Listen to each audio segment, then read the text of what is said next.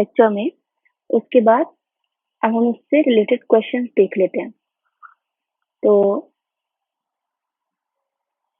Question कुछ इस तरह से है, ये क्वेश्चन है आपके पास। अब यहाँ वो पूछ रहे हैं कि स्टैटिक इंडिटरमिनेसी निकालो इसकी। ठीक है, अब आप यहाँ क्या देख रहे हो कि आपके पास वर्टिकल लोड्स है, नो हॉरिजॉन्टल लोड। तो यहाँ पे आपके पास रिएक्शंस क्या आएंगे, एक तो ये वर्टिकल डायरेक्शन में और मोमेंट्स क्रिएट होंगे, राइट। तो हम क्या बोल सकते हैं यहाँ पे, अरे क्या, हाँ ये भी तो है। तो टोटल 3 वर्टिकल डायरेक्शन में और 2 मोमेंट्स क्रिएट हो रहे हैं यहाँ पे। तो आप ये बोलोगे कि आपका sigma F X equal to 0 तो वर्क नहीं करेगा, है ना। तो ये नहीं वर्क करेगा। Sigma F Y equal to 0 चलेगा, sigma M Z equal to 0 भी चलेगा। ठीक, यहाँ पे हम इसको इग्नोर कर सकते हैं F X is equal to 0 को। तो आप एक्सटर्नल स्टैटिक इंडिटरमिनेसी कैसे दोगे,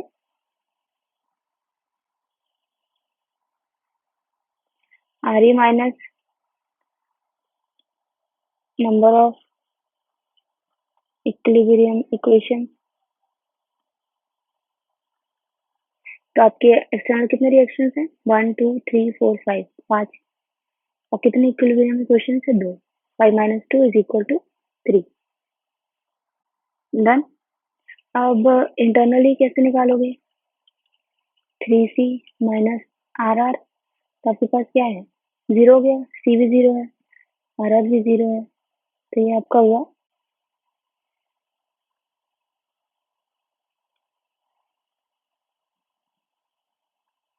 आपका ये हो गया 0 के बराबर।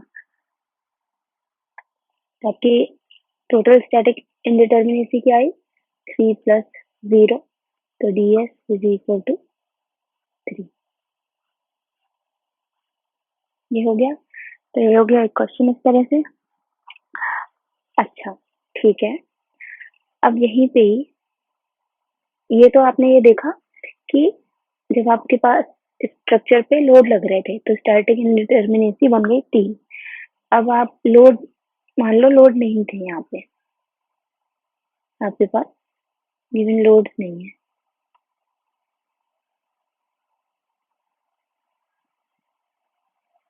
ठीक, लोड नहीं है। तो इस केस में आपके पास क्या होगा, इस केस में आपके पास हॉरिजॉन्टल भी वर्क करेगा, यहाँ पे भी आर एक्स भी होगा, एफ एक्स आपका होगा यहाँ पे भी। तो आप क्या कर सकते हो,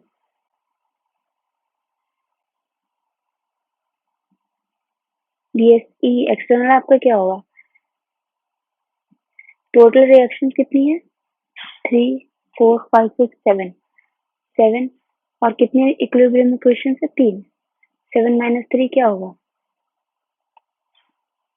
7 माइनस 3 इक्वल टू 4। तो आपके पास डीएस कितना आया,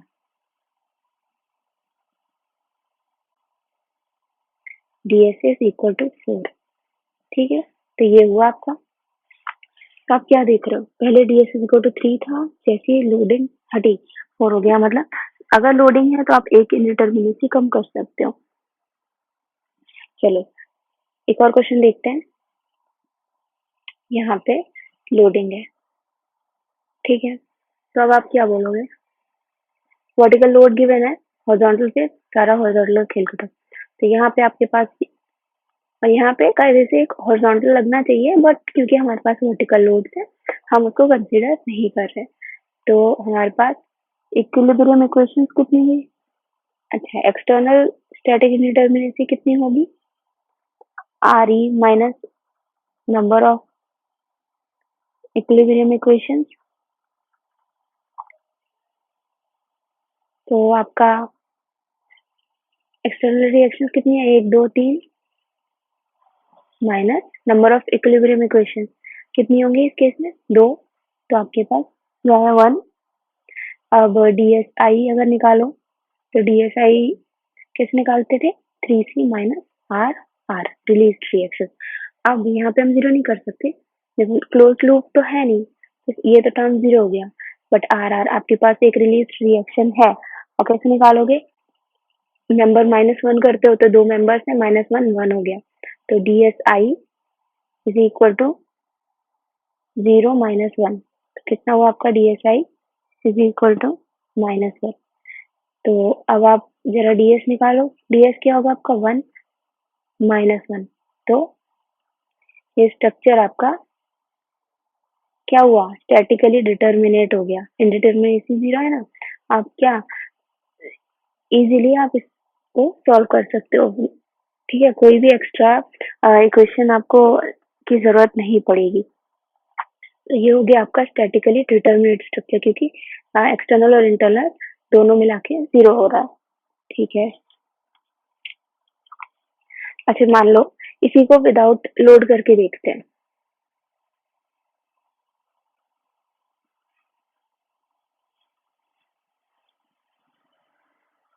इसी को विदाउट लोड करके देखते हैं। मान लो ये लोड नहीं है यहाँ पे, तो अब क्या होता इस केस में? आपके पास एक और रिएक्शन आती, और क्या होता साथ ही साथ इक्विलिब्रियम इक्वेशन आपकी बढ़ जाती। तो टोटल 3 इक्विलिब्रियम इक्वेशंस होती। तो डीएस ई क्या होता आपका? आर ई है ये। तो एक्सटर्नल रिएक्शन कितनी है? 4। नंबर ऑफ इक्विलिब्रियम इक्वेशन कितनी होंगी? 3। तो आप कैसे करोगे? 4 - 3 1 हो गया। ठीक, यहाँ पे भी 1। और अब डीएसआई करोगे, डीएसआई कैसे आएगा? 3C - are are. तो ये हुआ 0 माइनस रिलीज रिएक्शन 1। तो ये भी आपका हो गया, ये हो गया -1। तो आपका डीएस कितना आया? 1 - 1 डीएस इक्वल टू 0। अब देखो ये स्ट्रक्चर, अब देखो ये स्पेशल केस हो गया। क्या? कैसे? क्योंकि यहाँ आप जब लोड अप्लाई करने के पहले भी ये डिटर्मिनेट था स्टैटिकली।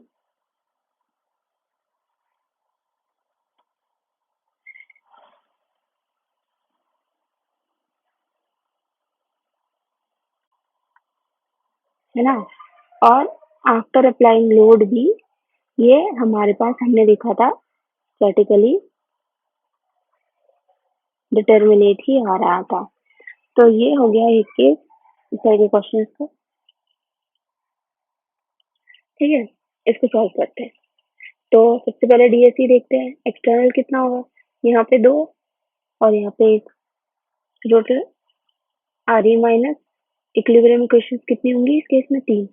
ठीक है, हमने क्या देखा? तो ये आया 3 - 3, है ना, तो ये आया 0। तो एक्सटर्नली डिटर्मिनेट है आपका स्ट्रक्चर। डीएसआई देखते हैं क्या होता है? 3C - are are. अब आप ये देखो 3C, कोई लूप नहीं बन रहा, क्लोज लूप, तो 0। तो ये आपका 0 माइनस, ये यहाँ पे एक आपका रिलीज्ड पिन लगा हुआ है, तो 2 - 1 कितना हुआ? 1। तो यह हुआ आपका -1। अब अगर आप डीएस निकालो तो क्या होगा? 0 - 1। तो आपका डीएस कितना आया? Is equal to -1। अच्छा, आज तक हमने जो भी क्वेश्चन देखे अभी तक, वो थे या तो स्टैटिक इंडिटरमिनेसी आपकी जीरो हो रही थी, या तो ये हो रही थी like greater than zero. But ये पहला आप केस देख रहे हो जहाँ पे आपकी स्टैटिक इंडिटरमिनेसी लेस देन 1 आई है, मतलब लेस देन जीरो आई है, -1। अगर आपकी स्टैटिक इंडिटरमिनेसी -1 मतलब लेस देन जीरो होती है, इसका मतलब क्या होता है? आपका स्ट्रक्चर जो है वो है अनस्टेबल। ये भी पढ़ेंगे और अच्छे से। बट आप ये जान लो कि अगर less than zero that means negative. अगर आपका नेगेटिव हुआ तो ये हो गया अनस्टेबल स्ट्रक्चर। ये एक जगह पे मतलब स्टेबल नहीं रहेगा। यही देख लो, अगर आपका इससे लोड पड़ा, ये तो फिक्स सपोर्ट है बट ये तो रोलर है ना, लोड पड़ा, ये रोलर है तो ये जो सपोर्ट है मूव कर जाएगा। मूव कर गया तो स्टेबल नहीं रहा ना, और ऊपर से पिन भी लगा हुआ है, तो ये बिल्कुल स्टेबल नहीं है। इसकी वजह से भी ये मूवमेंट यहाँ पे रिलीज होगी रिएक्शन, तो यहाँ पे भी मूवमेंट आपका आ जाएगा कुछ इस तरह से। तो ये आपका हो गया अनस्टेबल, ठीक है। तो अच्छा मान लो सेम यही क्वेश्चन है, इसमें थोड़ा सा चेंज कर रही हूँ स्ट्रक्चर में।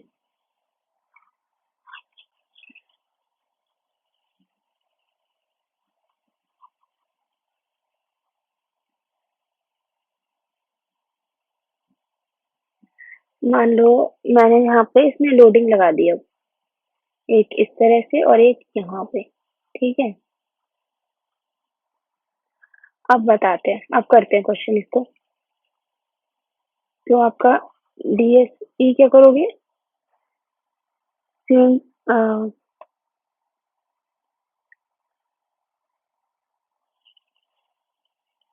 एक और काम करो, इस सपोर्ट को भी